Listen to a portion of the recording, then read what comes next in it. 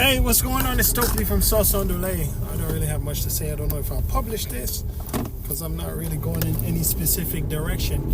The other day, my son was asking me, I don't remember the exact question, but he asked me if your skull cracks, will you die? Yeah, so I was coming down the stairs. He asked me, if your skull cracks, will you die? So I said, you know, your mother's a medical professional. You really got to ask her. But from my understanding, as long as the fluid around your brain doesn't spill out, you should be okay. And then I went further to tell him that, well, also, if the frontal part of your brain gets damaged, you can still remain alive. The back part of your brain, the part close to your spine, is what controls all your breathing and your motion and all of that stuff like that, and your heart and all that.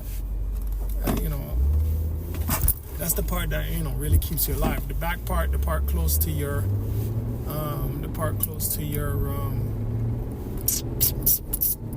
the back of the brain, and the part of it that's close to your spine. That's the critical part to keep you alive. The front part now is more related to your personality. So if the front part of your brain got damaged, you would act differently. And so he understood that. And then, strangely enough, the devices are probably listening, right? So the next day, I turn on YouTube, and I see a show on, I think it's PBS, about the brain. And then I saw another one suggested about Alzheimer's and dementia the next day that I watched. So, I was very much distracted because, I was on social media looking at my phone more than absorbing and retaining and digesting what I was being taught by the documentary. And they just confirmed what I already learned somewhere else. I don't know where I learned it. Oh, let me backtrack a little bit. So I said to my son, they have a thing called frontal lobotomies, where they would cut off the front of your brain, or they would damage the front of your brain by pushing up something in your nose and scramble the front part of your brain, and the people would still be alive. Before I told him that, I had watched some show about, I think he may have been watching it, some show about like crazy accidents. So a guy was on a construction site, and like a steel rod hit him in his skull, went through his skull, knocked out his left eye. He survived. Thank God. But after surviving that accident, his personality changed, where his inhibitions, like he lost his inhibitions, right? He just started being wild and saying whatever the first thing comes out his mouth, and really having no remorse or care for whatever he's doing. So anyhow, I was watching a show about dementia and Alzheimer's, and then so many things, right? So I'm watching a show about dementia and Alzheimer's. The show was saying that Alzheimer's is going to double, right? They also say, you can be okay. Like there's only maybe about 4% of people that have Alzheimer's up to 60 years old. But then when you reach 80 years old, it's 50%. Now, they showed a story. They gave a story in one of these documentaries, the one about dementia and Alzheimer's. A young man, probably around my age, in his 40s, he developed dementia, and happened was he was like an engineer, and progressively, he started to behave in strange ways, and I think he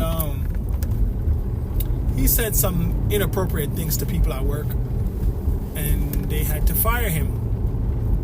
So his inhibitions were also gone. He would say whatever's coming out his mouth.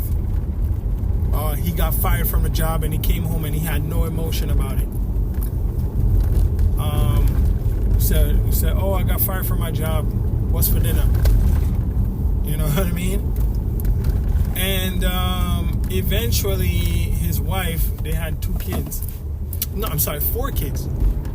Him and his wife got 4 kids. Now the mom got to work full time.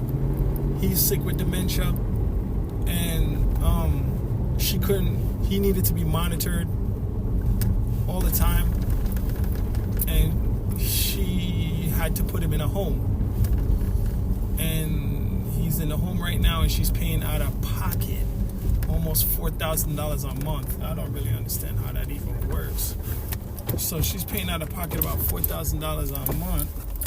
I mean, he should have been on disability, in my opinion. He should have got Social Security, Medicaid, Medicare, or something, because he's literally, he has dementia. He's incapacitated. He can't work.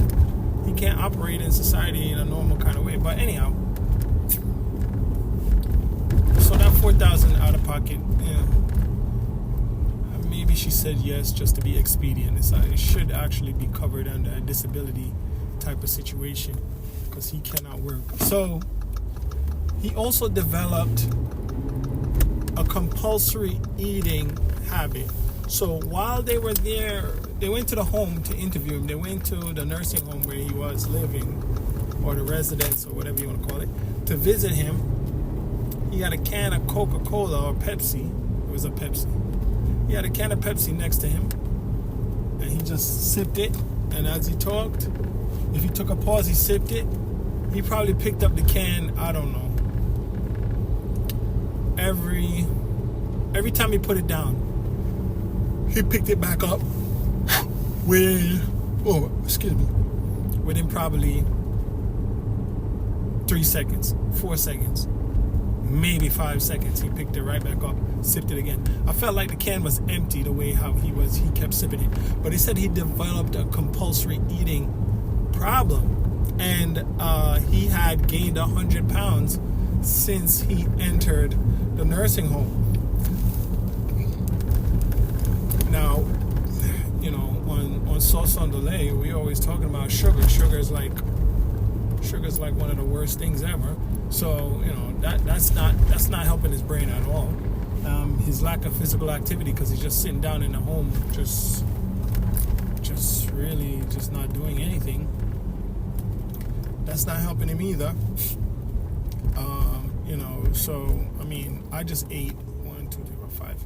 I ate about 55 grams of sugar just now, which is equivalent to 2 sodas. So I'm not doing any better than him. A regular Coke or Pepsi or whatever, it probably contains about 26 or 29 grams of sugar or something like that. Well, that's 29 or 26 grams of high fructose corn syrup. But I had some cookies, so I probably had more sugar than that, because the carbs turn to sugar. Anyhow, I'm just saying I'm no better. I mean, I'm putting my life at risk. I already feel a little bit congested after eating it. So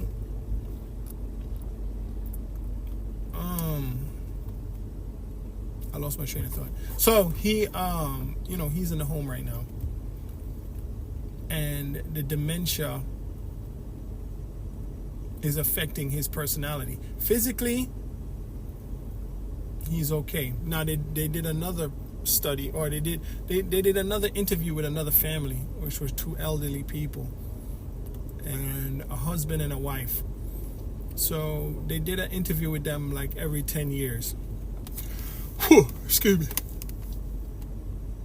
When she was 60, 70, and like went around, she was 80. So at 60, she was having forgetfulness. So she just forget stuff. So she forget things to the point where she stopped cooking. Right? And because she forgot all the recipes and she didn't really know what she was doing in the kitchen, those were her words. So they came back when she was 70 years old, and whenever they would ask her a question, she would just giggle. And, it was basically just a response to cover the fact that she was struggling, because she was struggling cognitively, she kind of covered it up with laughter, instead of, instead of feeling embarrassed. She just laughed. She just would giggle every time you ask her a question. Maybe she'll just stick in a word here or there, but for the most part, she was unable to really respond. So then they came back when she was 80 years old. Now she was 100% nonverbal. And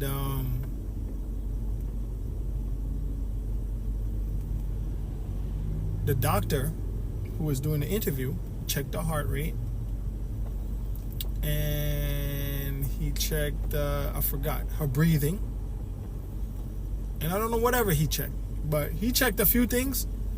The rest of her body was in perfect condition. She was, other than being 80 years old, she was healthy, right? But due to the issues with her dementia, she was kind of curled over in her wheelchair. She just leaned to one side. So cognitively, she wasn't there, And the husband, he said, well, I think I didn't want to have to put her in a home, but that's not her anymore. And but the rest of her body was fine. So when you kind of think about it, going back to what my son was asking and the conversation me and my son had,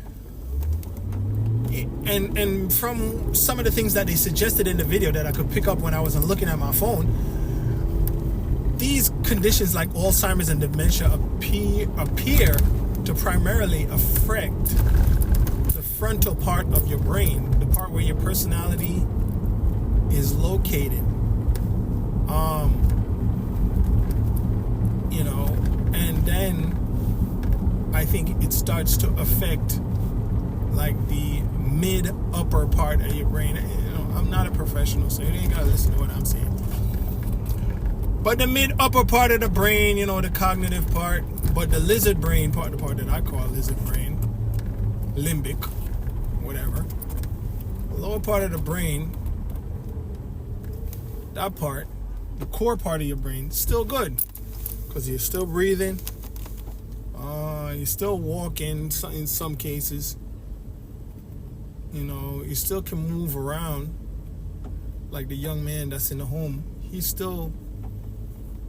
physically, and aside from his overeating and his drinking a soda all the time, which is, making him gain like so much weight.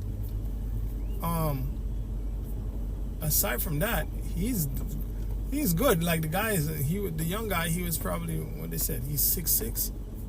He's a big, tall guy, you know what I mean?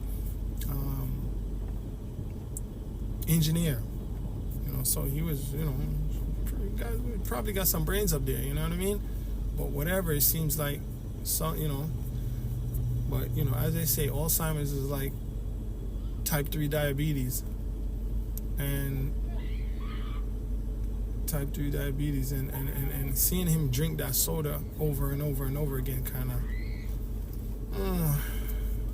I wasn't comfortable with it, but I don't know.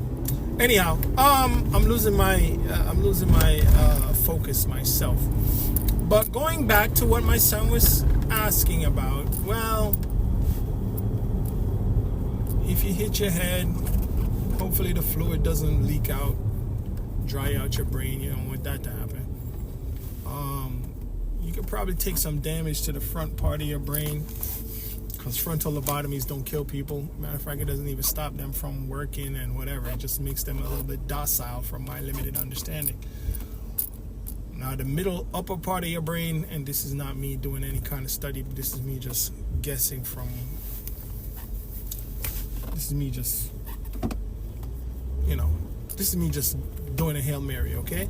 So this is the mid upper part of your brain. That part, when that's going, then then you lose your reasoning and your cognitive, and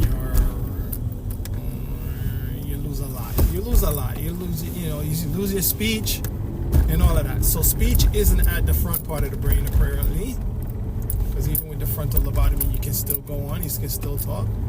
The young man that's in the home, he is still talking, because they asked him, "Why are you in the nursing home? Do you know why?" He said, "I don't know." He said, they asked him, "Do you think you should go home?" He said, "Yeah." And then, he didn't know why he was there. The reason why he was there. He knew where he was, but he didn't know why he was there. And he felt like he wanted to go home. But when you looked at him, he was smiling most of the time, just sitting back, relaxed, and he wasn't agitated. At least at that time, he wasn't agitated. He wasn't agitated. He wasn't having an issue. He was just but his behavior. He can't be a father to his 4 kids. At one point, I think they had something happen at the house where the mother left him at home with the children. And when she came back from work or whatever, I don't remember exactly what happened, but basically something like, he didn't give them any food to eat the whole day or something like that. I don't remember exactly what happened. I'm not demonizing him. I don't remember exactly what it was, but it was something significant enough to make her realize that, he's not, he needs significant amounts of help.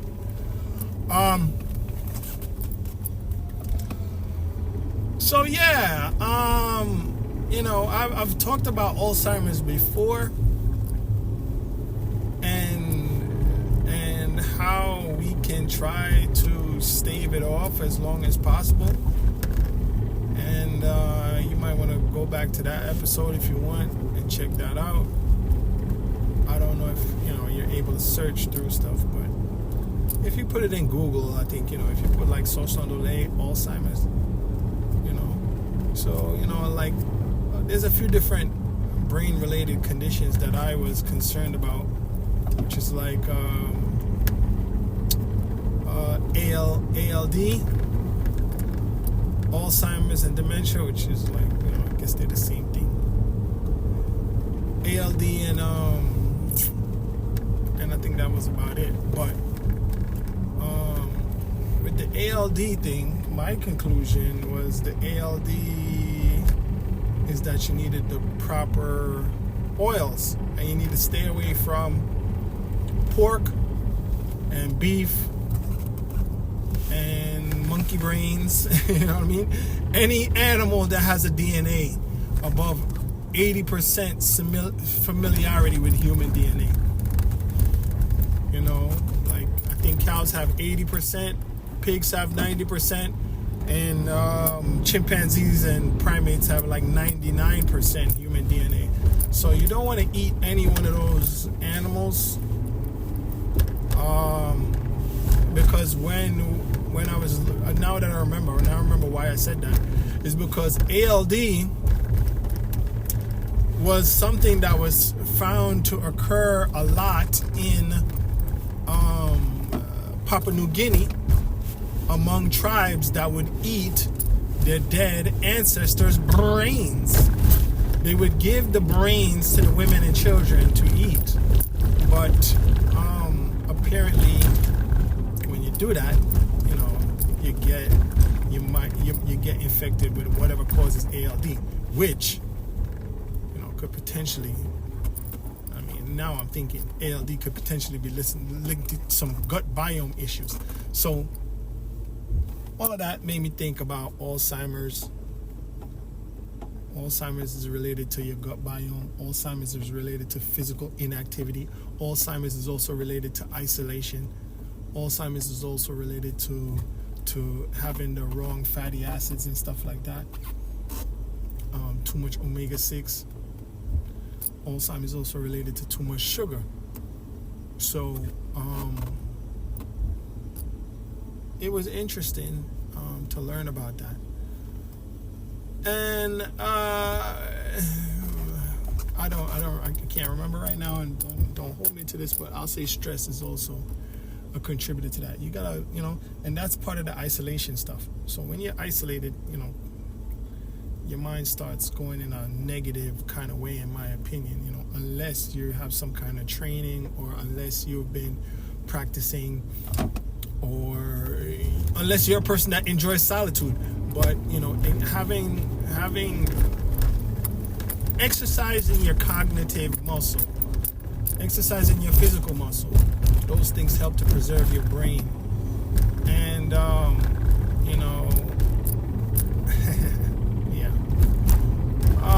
I don't really got much else to say. I'm about to be at my destination, but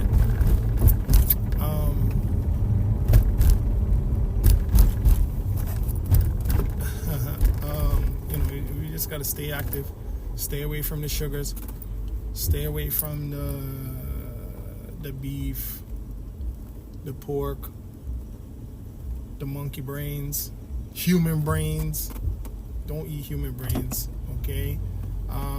And I think you'll probably be all right, and have some more olive oil.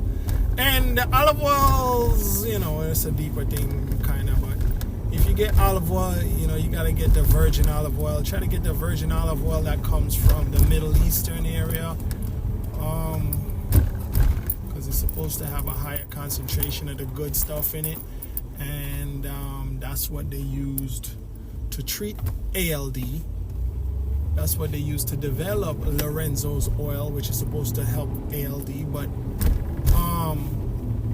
they have ways to treat ALD now that involve I forgot exactly how they treat it, but I think they can treat it with transplants. Like strangely enough, I don't hold me to this part. Don't hold me to anything. But I think they can treat ALD with bone marrow transplants. I'm not totally sure. I was looking up videos on ALD, and there were some people talking in the comments about how they got treatment for it and were able to get it to a manageable level. And there's someone I saw who said, "Oh, Lorenzo's oil never worked for me. I had to get X procedure done." And whatever procedure they said they had done sounded, from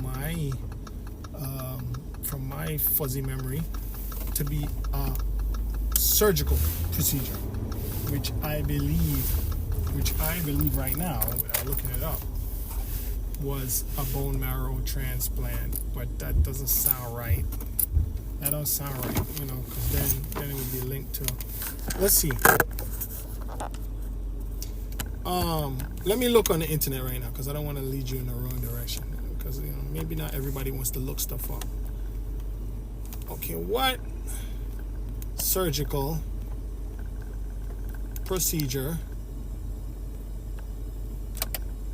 is used to treat